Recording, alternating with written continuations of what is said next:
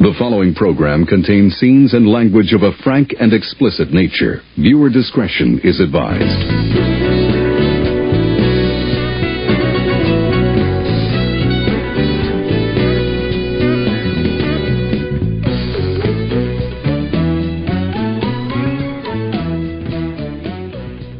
Hello, and welcome to Film Jitsu, the podcast that wields films like deadly weapons. We are your hosts. I am Jay.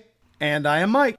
This week, Mike gets locked in The Disappointments Room, a Kate Beckinsale, quote, horror flick from 2016 that, if nothing else, might be the movie with the most thoroughly honest title in film history. After we hear his thoughts on that, we'll offer up our bottom 5 rooms in movies before playing a round of Kick 2 Pick 2 that'll surely not disappoint entirely.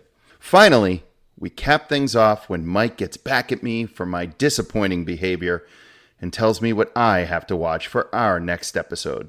But before we get into all that, let's roll the trailer for DJ Caruso's The Disappointments Room. This is a new beginning. New beginning.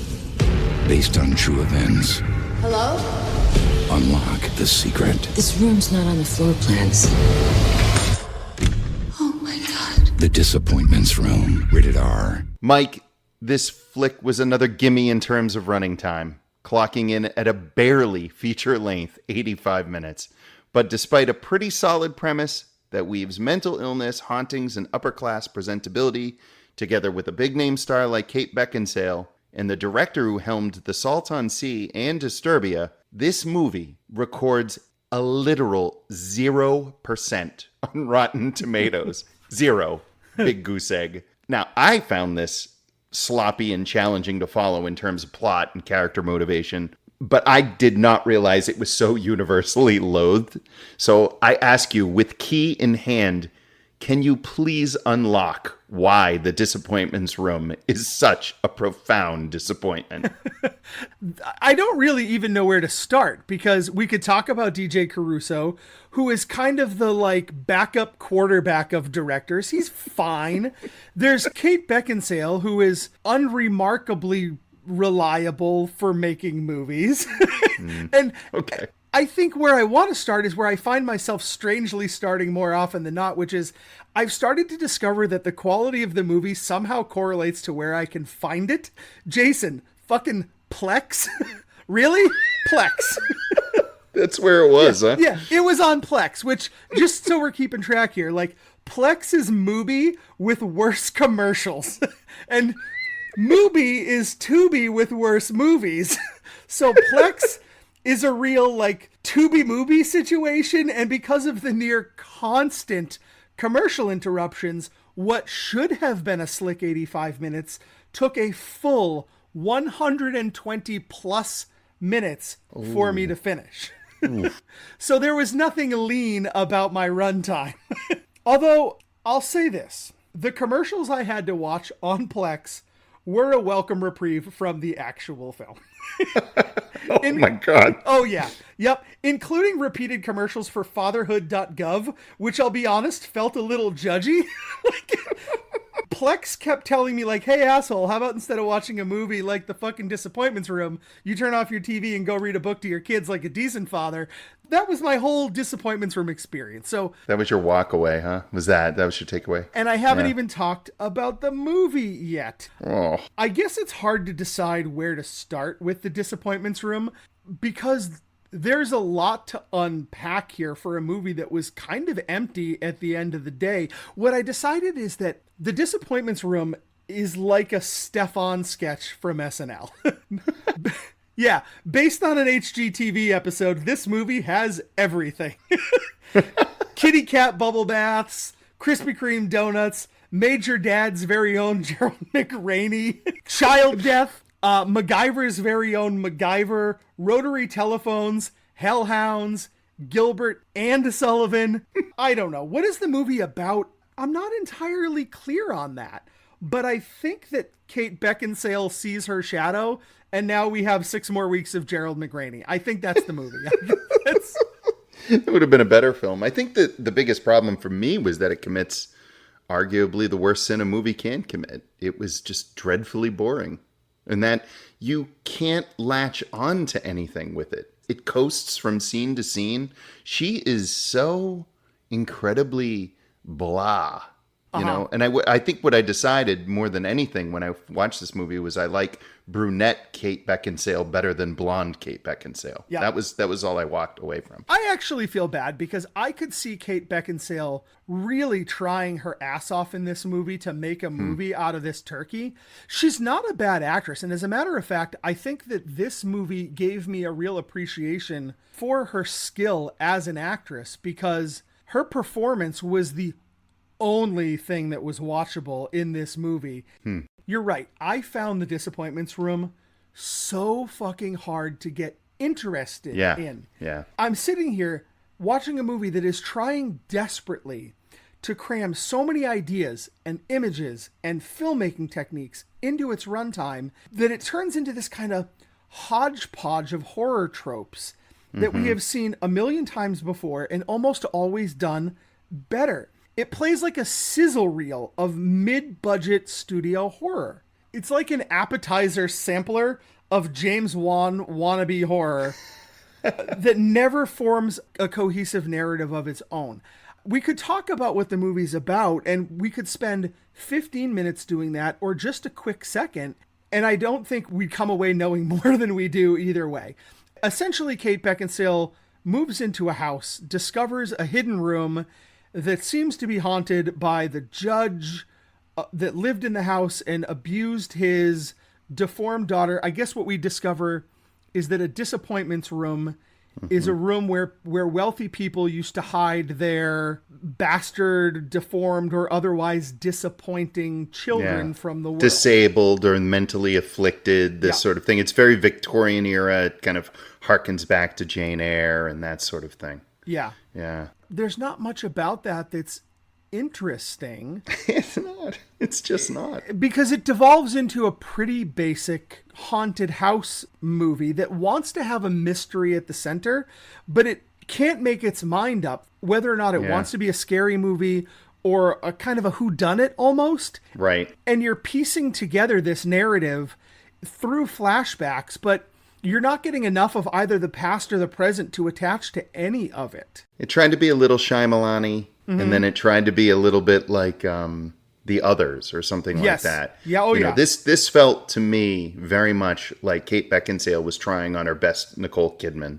from The Others. Yep. And it was a dress that just didn't fit well for her. No, and I'm starting to think that Kate Beckinsale is being stalked by the blue and gray filter from Underworld because, honestly, this film is a real testament to her ability as an actress, but the look of the movie was just so drab. And I think when a movie is visually dull and narratively dull, even at 85 minutes or even through all the fatherhood.gov commercials, it felt like it was taking forever to get to an ending that we all knew was coming.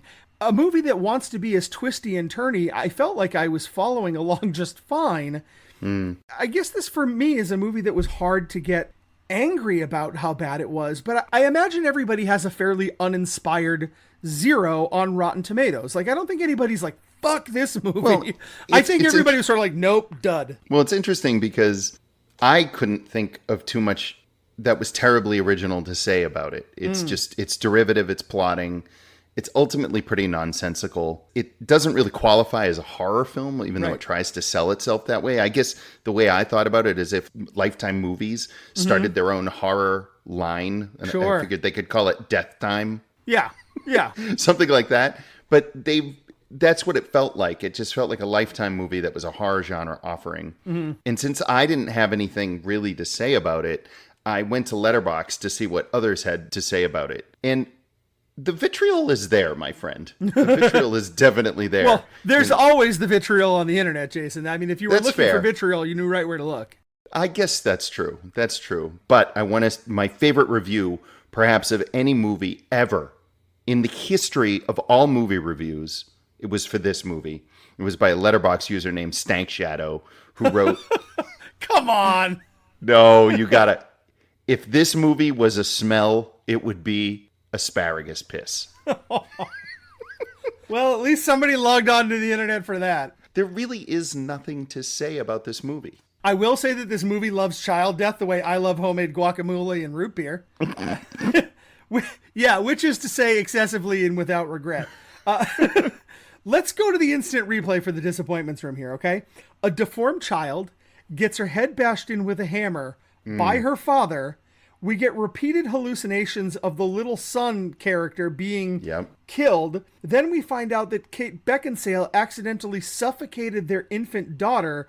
That is a shitload of child death in 85 minutes. Yeah, that is a lot. Yeah, she like rolls over on the daughter, right? That was the reveal. Yes. Like, later in the film. And what a waste, because what the movie wants us to find out in the wrong order is that what we're dealing with here is Kate Beckinsale struggling with grief and trauma and all of that kind of stuff. The movie thinks it's cleverly drawing comparisons and considerations between mental health and trauma and the supernatural.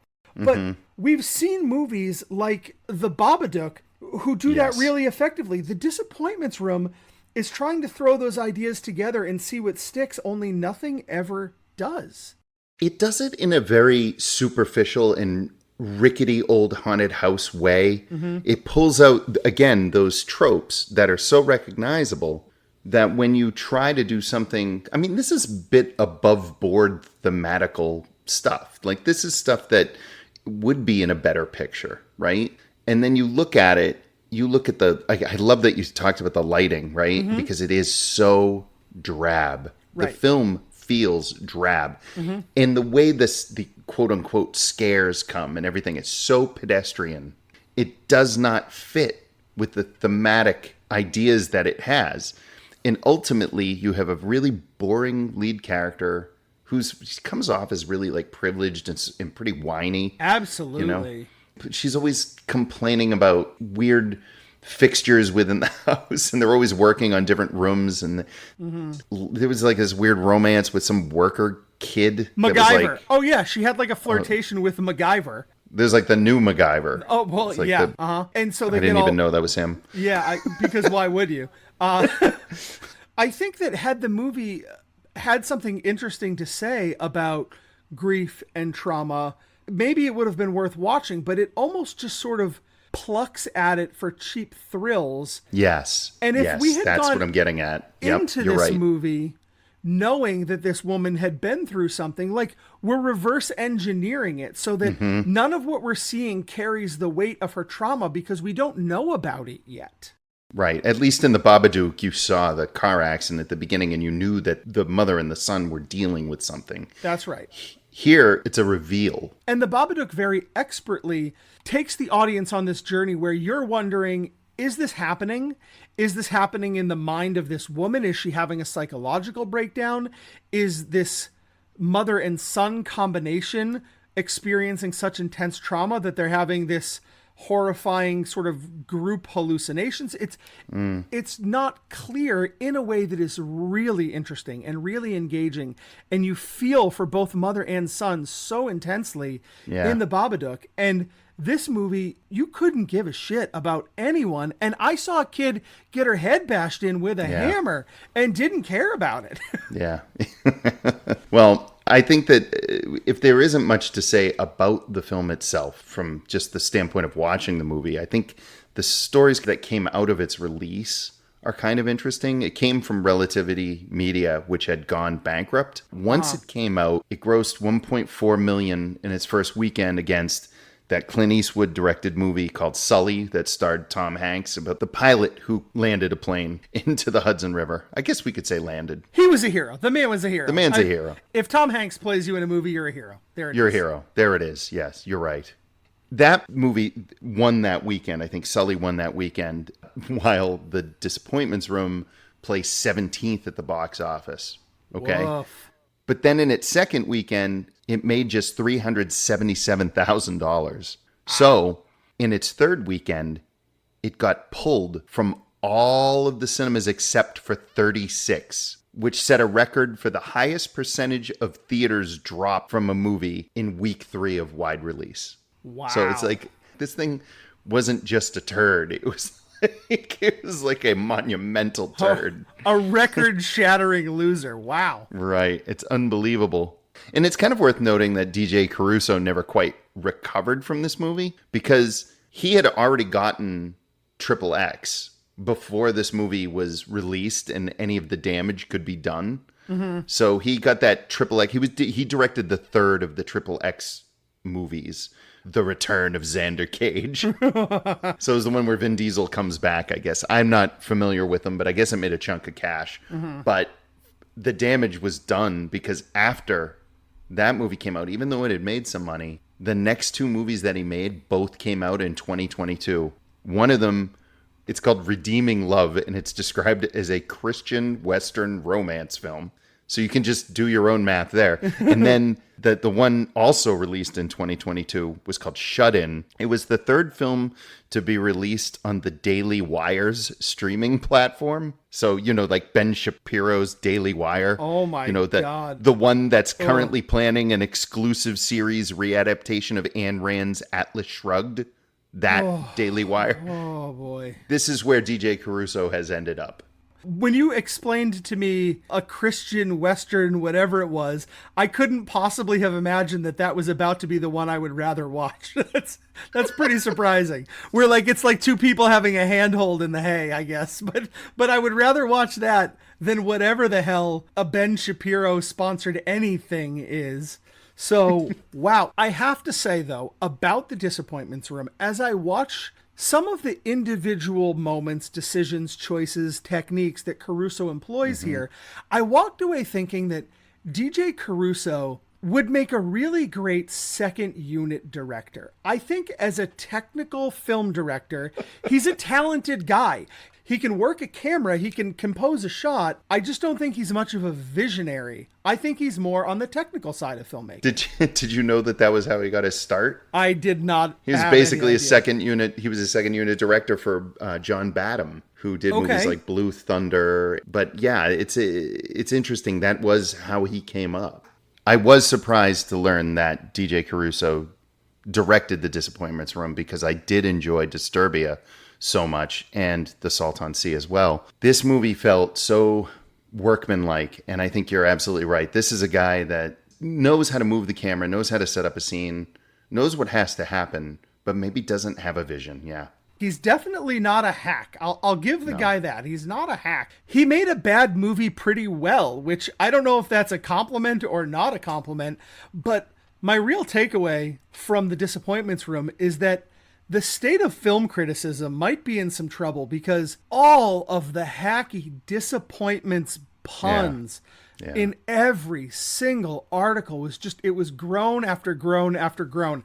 I promised myself that I would not come into this review full of disappointment puns. I was not going to do it. I fulfilled that quota for you. I don't think you did. I think we walked away all right, but good Lord. So thanks for a bad time at the movies. Hell, that's what I'm here for. Maybe we can get some sponsorship from fatherhood.gov. The message Daily Wire? No, not cool. What I guess maybe I should tell our listening audience that I learned is you should probably turn off this podcast and go spend some time with your children. That's brought to you by fatherhood.gov. That's dedication. Visit fatherhood.gov to hear more. Brought to you by the U.S. Department of Health and Human Services and the Ad Council. 5, 4, 3, 2, 1. I think, Jason, that perhaps you're starting to maybe become infected with my lack of creativity because I am usually the one to come up with a bottom five rooms when we watch something called The Disappointments Room. I'm usually guilty of that kind of thing, and yet here we are. You picked it this time. I don't know what else you would have come up with, but we're going to go ahead and do our bottom 5 rooms. Yeah, I think that the reason that I did it, honestly, was because it's a very big concept, if you really think about it, right? Rooms, okay? That's basically a setting. It's just a setting where the setting has to play a key part of a scene or something along those lines. And I felt like it was the opportunity to probably not overlap. Because when we get niche, when we distill down, I feel like there's a higher chance of us. Yep. So in this case, I looked at it as rooms that I absolutely 100% would not want to be in. It very similar to our houses, right? Very similar to that, which was a little bit challenging because you didn't want to go back to the houses that you've Right. already picked. So with that said, I felt like we were a little limited because we didn't want to repeat our bottom 5 houses necessarily. But on the same token, I never really defined rooms. Rooms are anything with 4 walls, really. As usual, you seem to have thought more about this than I have, which is fantastic. So why don't you kick us off then with your number 5? All right, well, my bottom 5 is from 1986. And I don't even want to say the movie. I'm going to see how long it takes you to figure out what the movie is. But who knows what this room was originally. I think it was the heat generators for the Hadley's Hope colony set up on LV 426. But regardless, when Sigourney Weaver's Ripley walks into the nest of the alien queen in James Cameron's masterpiece, Aliens, the first thing any viewer likely does is breathe out a really long, oh shit. And it doesn't matter the age or the maturity level, just one big, oh shit. And whereas almost anyone in their right mind would have turned tail and gotten out of there as quick as humanly or xenomorphically possible, Ripley instead, what does she do? She takes a couple steps back, she hides Newt behind her, and then after eyeing one egg that starts opening, she cocks her head to one side and in an ultimate fuck you for all times, starts letting loose with the flamethrower, the pulse rifle, and the grenade gun. And good Lord, it is amazing. So if people haven't seen Aliens or if they haven't revisited it recently, I say you got to go back because Jesus, this flick is so freaking fantastic. But I'll tell you, that room, ultimate horror show. This sucks. Oh. This sucks because your number 5 is better than anything I have on the whole list. That's so good. Your number 5 is better than anything I have on my whole list. That's such a great pick. Thanks, man. Again, always talking about you thinking a little bit outside the box. You even went outside of our atmosphere. Here I am just trying to make sure I'm not thinking about a house. I'm trying to keep it into a room. And you're like, yeah, how about a room in outer space? In outer space. So good. It's so good. And you're right. I think the universal film experience of, oh shit. Yeah. is Big so time. good. What a fantastic pick. I can't wait to see what the next 4 are for you. My number 5, not nearly as inspired as that is, but I feel like I must have talked about this franchise in the past. I'm going with a room from the Saw franchise. Oh, yeah. It's the Needle Pit room. Yeah. There's a couple reasons for it. First is that it's a room with a pit full of hypodermic needles. That's obviously a bad room to be in, right? But also for me, it's the moment I checked out of the Saw films. I know it's kind of cool to hate on Saw. I also know if you're of a certain age, it's kind of a beloved franchise for you because you grew up with it. Right. I think the original film is totally well done.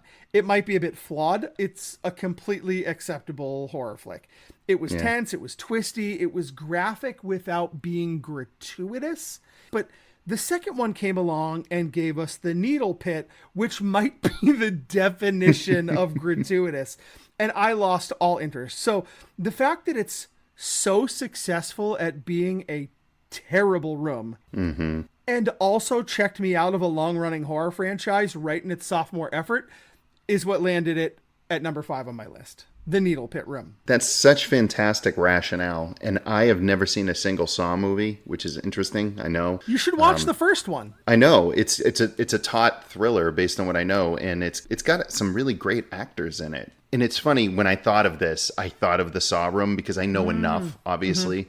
Yep. But it's a movie that I never saw, and so I didn't want to put it on my list. So of course, I'm glad that it made it. But I think that your extra logic for including it, where you're just basically like, yeah, this took me out of the franchise. That's cake. That's exactly what makes it an interesting entry on a list for sure. Well, my number 4, 100% is about as obvious as it gets when compiling this list, and I'm a little ashamed to go this literal with things. When you said that you're not going to do any haunted houses, I had to leap at the chance, because at the end of the day, there are not many rooms more terrifying or threatening than room 237 in Kubrick's The Shining. Yeah. There were a lot of scenes in this movie that freaked me out as a kid. The goddamn last shot of frozen Jack Nicholson still gets me to this day. But, oh man, when Jack walks into that spooky room ever so slowly, a room we have been warned about over and over again, and which Danny apparently came out mangled from. Well, it's a real pulse-pounding moment. Think about how it's all composed, both shot-wise and in editing. How we're led into the room, first by Scatman Carruthers' Dick Halloran's reaction, shot in intense close-up, and then we see firsthand again the door slightly ajar with the key in it. And that's intercut with Danny's drooling seizure to what's being seen. And then next we glide into the room in a POV, surveying the whole place until settling on another cracked open door. This one to that green bathroom. And now our hand reaches in, and it's Jack's hand, and it's clear someone is in the bathroom because we see a shape behind the sheer shower curtain. And finally, it's Jack, scared and swallowing his terror. Then a hand reaches and pulls back the curtain to reveal a gorgeous nude woman who should not be there. And now we're like Jack, confused, but maybe into it. So we move in and let this lovely naked lady get out of the tub. And, well, we all know what happens next. But I think from a pure filmmaking standpoint, there's no room that quite gets viewers the way Room 237 does. To be perfectly honest, and to employ a way too overused term, it's iconic. And thus, it has to be included on this list. Good on you, because I didn't include it on my list, but we would have failed our mission as a podcast if we hadn't talked about it at some point. I actually think it opens up a larger conversation. We need to figure out what to do about The Shining, because we've talked about it so many times, but we have our Hall of Lame. We have where we kind of set movies aside that are so bad, Charlie and the Chocolate Factory, for example, that they come up time and time and time again on these bottom fives. But The Shining keeps coming up on our bottom fives for all the right reasons. And so you don't want to retire it necessarily, but it's a real testament to just how incredible that film is, because when you're talking about bottom five this or bottom five that, The Shining comes up over and over and over again for being so goddamn good at what it's trying to do. I think it's bigger than that. I think it's Kubrick and not necessarily The Shining. I think it's that Kubrick really was a master filmmaker, and it worked at a time when he sort of hit that sweet spot when we were getting into cinema. So as a result, we speak about films and he's a constant touchstone. Well, I'm glad that we got The Shining onto this list, because Room 237 might be the actual most correct answer. My number 4, not quite that terrifying, but it was an easy one for me. I had to include it somewhere. Definitely a lot more lighthearted, but I am going with Sid's bedroom from Toy Story. Great choice. It's like the house of 1,000 toy corpses in there. Sid performs these psychotic, deranged medical experiments on the toys that he brings into his room, and they end up these deformed abominations, and it's the last place Woody and the gang want to end up. Sid's room is a fate worse than death. And for an animated film, it's pretty dark. There are overtones of serial killer stuff in there, you know, abusing animals, playing with fire, all of that kind of stuff. These kind of things are honestly part of what makes the Toy Story franchise, and by extension, I think Pixar, so successful. They aren't afraid to create a place like Sid's bedroom of horrors in their animated movies. I think Sid's crib is absolutely the kind of nightmare room that belongs on this list. Yeah, that's a good one. It's a great pick. That's awesome. Well, my number 3 comes from Species from 1995. You know, and I got to tell you, this is a definite contender for a future episode of Film Jitsu. Oh, sure is. This one is probably remembered by most to be better than it actually is. But the performances are hilarious, with Michael Madsen somehow being the leading man in a cast that includes Forrest Whitaker, Ben Kingsley, and Alfred Molina. Uh-huh. And most people will recall this flick because Natasha Henstridge is nude for a large portion of the running time, basically challenging Mathilda May in Life Force for the crown of the most eye-catching alien in movie history. But when I said bottom 5 rooms, the very first thing I thought of was this scene from this movie in which our intrepid heroes enter a train car To be honest, I thought it was a hotel room, so that's my bad. But I'm with you. there's this dead body in there. It's covered in blood, slime, and other just kind of grisly detritus. And in one of the funniest lines in cinema history, Forrest Whitaker's psychic character walks into the car, looks around, and simply states, Something bad happened here. to be fair, there are numerous instances of Whitaker's character doing this, but it's all played miraculously straight. And in the train car, somehow Madsen and Kingsley don't react to Whitaker at all. But 21-year-old me in the cinema burst out laughing.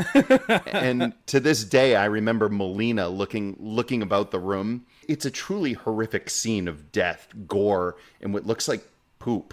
Like, Yeah. Oh, yeah. and Molina looks like he's very obviously suppressing a gag. But even better, maybe the best thing about this scene, Madsen ends it by tossing a piece of evidence aside and stating bluntly, It stinks in here. I'm going outside. on number 3, Species from 95. We might have to do a marathon at some point because they made a handful of those things and Oh, they yeah. did not get any better. There are 4, I think, of them. Yeah. So you've gone to outer space, you've gone inside a train. This is really quite something. I'm so impressed by your list so far. We've said it a couple times here. I think occasionally there are objectively correct answers on our bottom 5, right? Room 237, absolutely. Yes. If we overlook a particular movie, everybody should unsubscribe and stop listening. My number 3 is one of those. Fortunately, I'm about to talk about Vincenzo Natali's 1997 sci-fi horror film, Cube, so no one needs to unfollow. There you go. This is a movie where a group of strangers wake up in a small room without knowing how they got there and discover that they're in a giant cube made up of thousands of tiny rooms, any of which can kill them. And they need to figure out why they're there, how to survive the rooms, and how to get out. But in a giant cube full of rooms, and almost every room is rigged with some kind of deadly trap, how do you choose which room makes the list? You cannot. You just list the whole goddamn movie and all the goddamn rooms, because whether you can get sliced into tiny little meat cubes or melted with acid, that's a bottom 5 room. So because it's an unimaginably huge cube made of thousands of rooms of death, I'm putting the whole movie here at number 3. Yeah, that's the right answer based on what I know about the movie. Another one that immediately occurred to me, another one that I have not seen. It's alarming just how many movies I still have to watch to catch up. Some really big ones like Cube, like Saw. But that one occurred to me right away based on what I knew about it. And like you, I think it makes sense. I would have done the same thing. I would have said all the rooms, of this. They're all the same. Isn't that sort of the idea? I mean, it is called Cube. Yeah. That's exactly it. Yeah. That's exactly it. And they all look the same, don't they? Yeah. I've seen enough of it, but yeah, they enter into each room, and some of the rooms are safe, some of the rooms are deadly. They don't know each other, and they all have to kind of piece together why they're connected and what purpose they were all brought in for, and kind of figure that all out to navigate their way out of the cube. And they have to do this room by room by room. So every time they cross into the next room, they don't know if they've made the right choice or if somebody is about to get horribly destroyed. And so there's a real tension to that journey. They lose their minds along the way. It's really quite something as far as 1997 goes. And the production history of it is really fascinating. If you ever get a chance to listen to Vincenzo Natali talk about how they accomplished making the film, it really is pretty ingenious, some of the things that they were up to. So in terms of what you have available to you, and the film that you produce at the end, because when you're making a movie about rooms, you kind of only need one room, but you have to repurpose that room over and over again and make it seem like it's this big crazy thing. And boy, does it succeed. So any room in Cube is my number 3 room.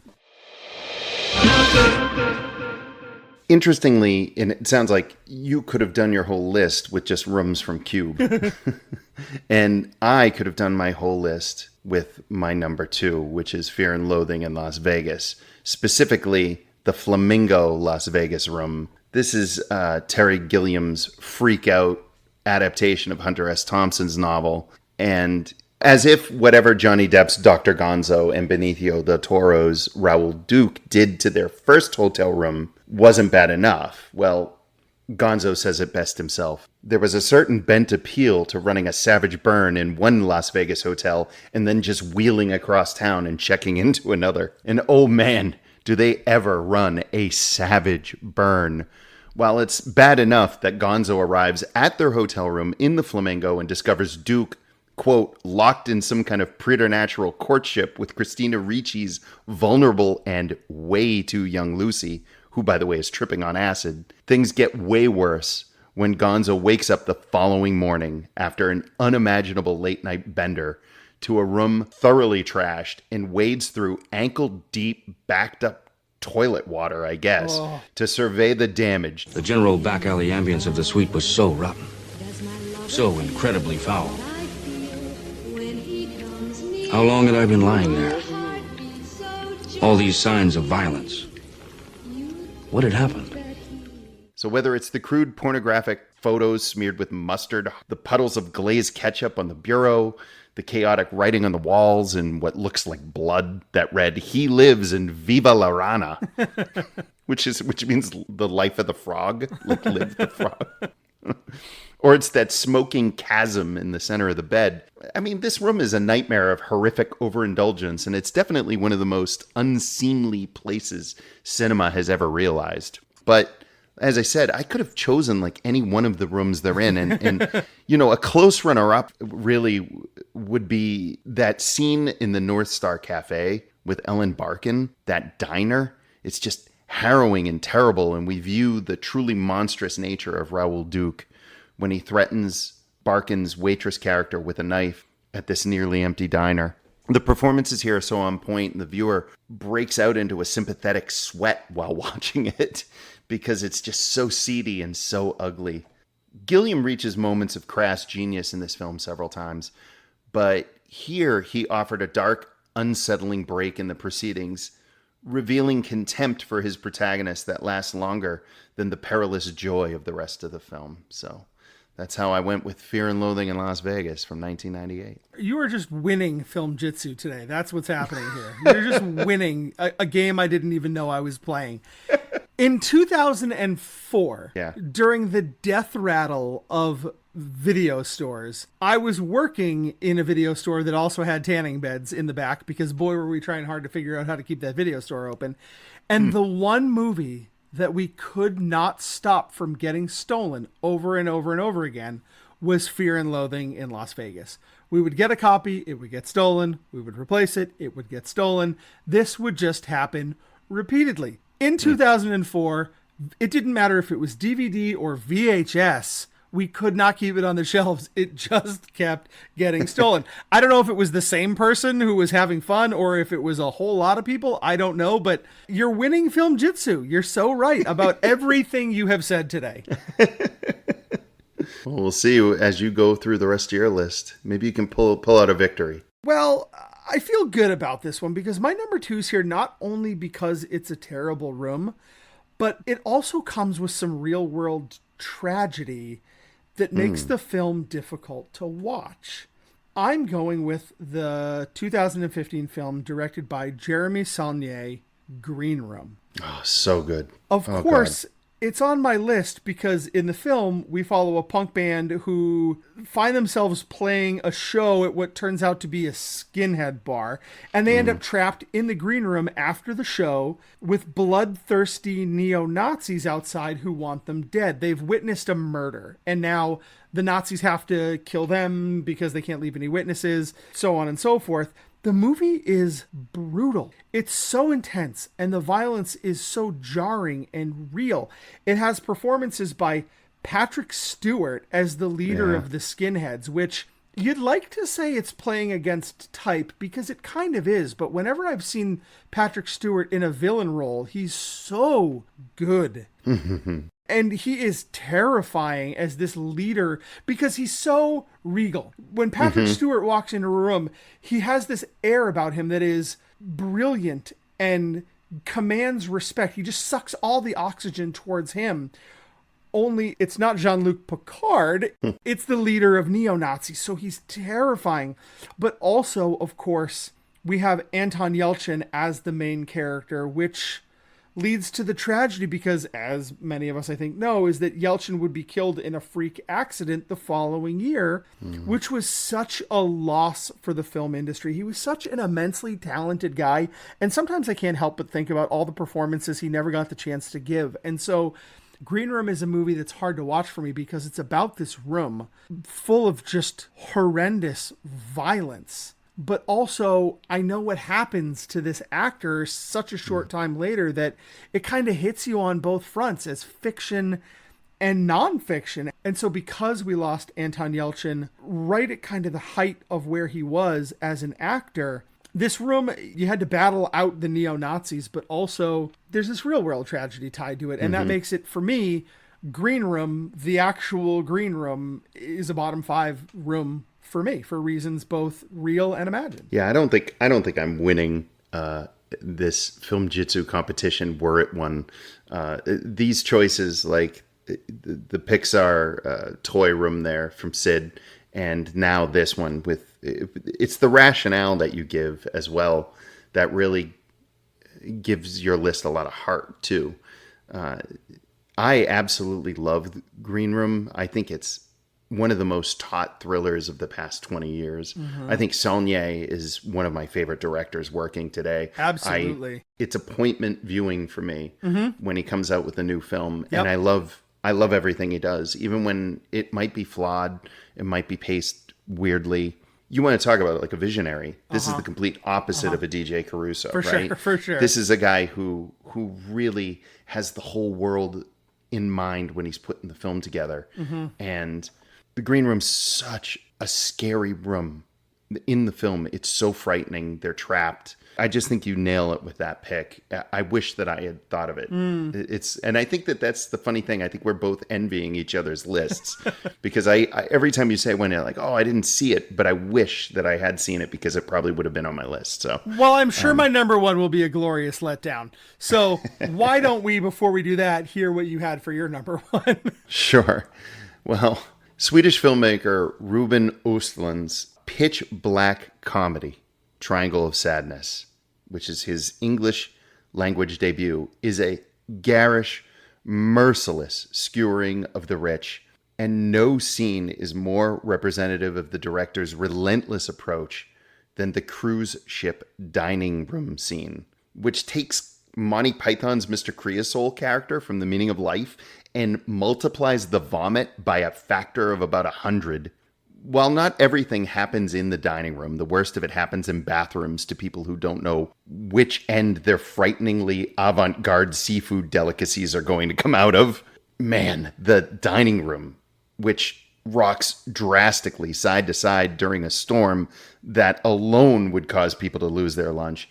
This dining room is just converted into a vomitorium while a frighteningly calm crew attend to the sick while continuing to wait on other diners. And it is gross. So repulsive and startling that as a viewer, you're not sure what the hell to do. Laugh or be revolted. For me, it was certainly both. But I can tell you, I've rarely seen a setting in a movie that I recoiled more from than this. What's interesting is that before the big gross out, you're already on edge due to a number of unsettling interactions between the entitled guests and the ship's perpetually inebriated and barely functioning captain, played perfectly by Woody Harrelson. You add in a screamy baby to the soundtrack, the constant sound of the clanging glasses due to the boat rocking, and a discussion between an elder arms-dealing couple and a pair of social media influencers, and it becomes a place intolerable to every sense we possess. The film in a whole is wonderfully mad. A bit of cathartic class warfare that appealed to my sensibilities. Yeah. But, oh man, that dining room of that boat definitely belongs at number one on this list. You've done a favor to me here in this moment because of all the 2022 Oscar season films, Triangle of Sadness was the one I never got around to watching. I haven't seen it yet. And 2022 was a really good movie year. We had things like The Fabelmans and RRR, and it was such a robust, interesting year for movies. And this was the one I just haven't caught up with yet. And I wasn't really sure that it was up to par with some of those other bigger titles that year, but man, you are selling it hard. No. So Hilariously, I saw none of the other ones and only this one. Only the one with all the vomit. Yeah, okay. Well, that's awesome. So I love it when we come out of these lists with a watch list. Yeah. And I think we've both done that, but you've almost turned me off from watching the movie because of, wow, that is pretty intense. I considered for my number one a few different things, and I'm going to do that thing where I cheat by telling you the movies that are not my number one. One of those was, I really did think a lot about The Restaurant from the Menu with Ralph Fiennes, but that wasn't quite a room enough for me. They were on the island. There was a kitchen. They were all kind of moving. It wasn't quite the room for me, but boy, is that a flick also from that year that I really enjoyed. My number one, a particular filmmaker sprang right to mind here because he gave me a couple of great choices. There were two films that I wanted to consider for my number one. I almost put both of them on my list, honestly, because while Ari Aster's Hereditary has a treehouse where a coven of demon worshippers are worshiping the headless corpse of your mom and your grandma, and your sister's severed head is on a mannequin, and they're trying to possess you with your dead sister's spirit so you can become the king of the demons. Yeah, that treehouse is that's like the worst quirky Airbnb of all time. But it isn't my number one. I opted instead to go with the other Ari Aster film, which is 2019's Midsommar. Because when there is a lodge where your girlfriend and her new Swedish friends wrap you in a bear skin and light you on fire, it's a lodge built specifically for lighting you on fire. That is a very, very bad room. Yeah. And so my number one is, I don't know what you even call it other than, I guess, The Lodge in Midsommar, a movie that is so trippy and twisty in a way that you feel yourself, and this is a real testament to Ari Aster as a filmmaker. I went through the whole movie feeling like maybe I was on drugs, even though I knew I wasn't on drugs. And there's a lot of little things in that film that wants to make you feel that way. And for a horror movie that is so primarily bright, it is a movie that's, there is a lot of light in that movie, and you're outdoors a lot, and the color palette is bright and cheery, but it's a film that gets dark and hard to watch, and you have a character that gets a comeuppance that honestly he kind of deserves. At the end of the day, you're sort of with Florence Pugh, and you're like, yeah, I don't know, maybe that boyfriend of yours sort of deserved to get lit on fire. But then you realize that's a crazy thing to say. And so I think it's a movie that had me feeling very off kilter the whole time, not knowing where my sympathies lie, not knowing where even my own sort of body and psyche was during the film. Yeah. But I can tell you, regardless of right or wrong, when they build a lodge in which they wrap you in a bearskin and light you on fire, that room is a bad room. It has bad intention. It has bad purpose. It has bad outcomes. It's my number one. It's a great number one. I don't want to get too much into debating the merits or the lack of merit to Midsommar. I think it's a great flick. I do not know what to make of people taking the side of the May Queen and taking the side of the girl over the boy. I have a lot of problems thematically with that. And yeah, just a lot. His lack of honesty for sure is an issue. But anyway, I don't want to dig too deep. We would end up with a whole other podcast, I think, where we could debate sort of the merits or whatever. The movie sticks with you, and I think that's what Ari Aster does so well. Yes. Whether it's a room where your mother's decapitated corpse is there, or it's something like the sweat. I always call it the sweat lodge instead of the lodge. But it's the sweat lodge. I mean, there's by the time they light them on fire, sure, but Uh-huh. It's so incredibly memorable. That's what definitely inserts it on a list like this. It's very akin to Room 237 in that regard. It's not something you're going to forget after you see. So it's a great entry. And the whole film leads you to that room. Everything is leading up to that moment in that room. And you wonder throughout the whole movie, where are we going? What are we? Yeah, for sure. You don't know where you're going to end up at the end. And what you find out is that this whole movie is sort of propelling this character and these characters and you as an audience into this lodge. And then you have to leave the theater Yeah. and grapple with what just happened. Yeah, For sure. Yeah, it's extremely memorable, and that's why it's my number one. So, Mike, for this episode, I borrowed from you and your awesomeness this idea, which was so good. And look, we did our bottom 5 rooms. So for me, it only made sense to somehow rope in some disappointment into the episode. So for this edition of Kick 2, Pick 2, we're going to do 4 terribly disappointing movies. And in a move that's truly perverse, we have to keep 2 movies out of 4 when we'd most likely want to trash all of them. Mm-hmm. So it's kind of the inverse of every other Kick 2, Pick 2 we've done. And frankly, I think it's more in keeping with the spirit of film jitsu. So the 4... Where nobody walks away a winner. No matter what happens at the end, we have 2 disappointing things. That's perfect. It might just be you and me. Are we the 2 disappointments? Is that what it is? Yes. All right. We belong in the disappointments room. I think this podcast is our disappointments room. So the 4 disappointments that we have to choose from are... Can you guess one? I'm wondering if you can actually guess one. Disappointing movies. Yes, Elysium. No, I didn't want to go too much with things that we've discussed. So Okay, all right. You had discussed Elysium You're right. recently, not that long ago, right? Yeah, I don't know. Star Wars Episode 1, The Phantom Menace. Okay. Huge disappointment. Think about it. 1999, everybody Uh-huh. all excited to watch this movie. Then it comes out. Most people lost their minds. Batman v Superman, Dawn of Justice. I don't even need to say anything about that one. I don't think there's anything to be said. Just this one hits deep. Alien 3 and Godzilla 1998. Roland Emmerich's Godzilla movie with Matthew Broderick. What do we keep out of these 4? Oh no. Oh wow. I think I easily can keep one. I think I easily can keep one too. I got to do some real mental gymnastics to get there. But I think I have one that is a keep for me. Oh man. Okay, so here we go. So right off the bat, I'm taking Batman v Superman right off. That's it for me for a lot of reasons. It's going in the trash. Yeah, the movie was disappointing. The characters are disappointing. I'm just, as far as superhero movies go, I'm just fucking over it.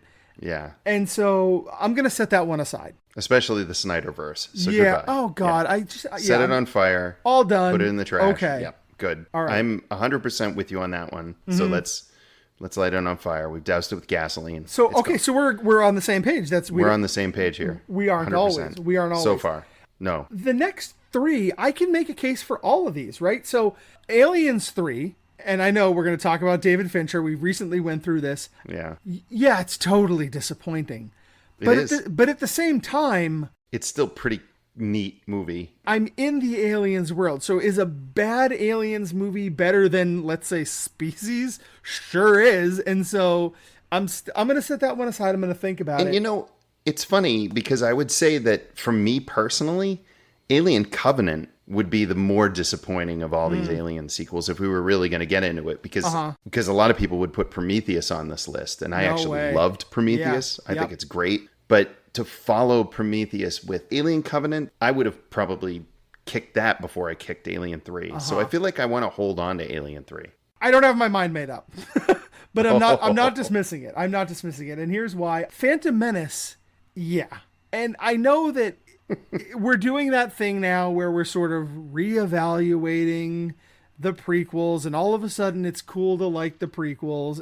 You're right. This was an absolute overwhelming disappointment. And I said I needed to do some mental gymnastics, and here's where it is. It was so disappointing that it spawned another film called Fanboys, which was specifically about a group of guys trying to break into Skywalker Ranch to see episode 1 before one of them died of cancer. That movie is pretty funny and almost worth the existence of Phantom Menace so that fanboys could exist. I almost hate to ruin it, and so maybe I won't, but the last line of Fanboys is such a laugh that it's almost worth me keeping this on here. And then Godzilla 98, like a lot of Roland Emmerich movies, is just like fast food garbage for me. I feel like I could put that on at any time, in any place, at any point in the movie, and just tune out and have a good time with it. And so you've made this hard. Yeah, this is a tough list. So are you keeping Aliens? Are you doing that? I'm keeping Alien 3. Yeah, I'm keeping Alien 3, and I'm keeping Star Wars Episode 1. I'm going to keep Alien 3, but I think I'm going to keep Godzilla. That's it. So walking out of our Kick 2 Pick 2, 3 films survive. The one loser, Batman vs. Superman. For our listeners out there, as always, we would love to hear your Pick 2, Kick 2 selections. So please drop us a line, Mike@filmjitsu.net, Jay@filmjitsu.net. Hit us up on all the socials, all that kind of thing. Let us know which of these 2 movies you would have picked. And I think we can all reasonably agree that Batman vs. Superman can just go fuck itself. Can we do that? If we're wrong about that, if we can't, drop us a line, let us know. We'd love to hear what you have to say.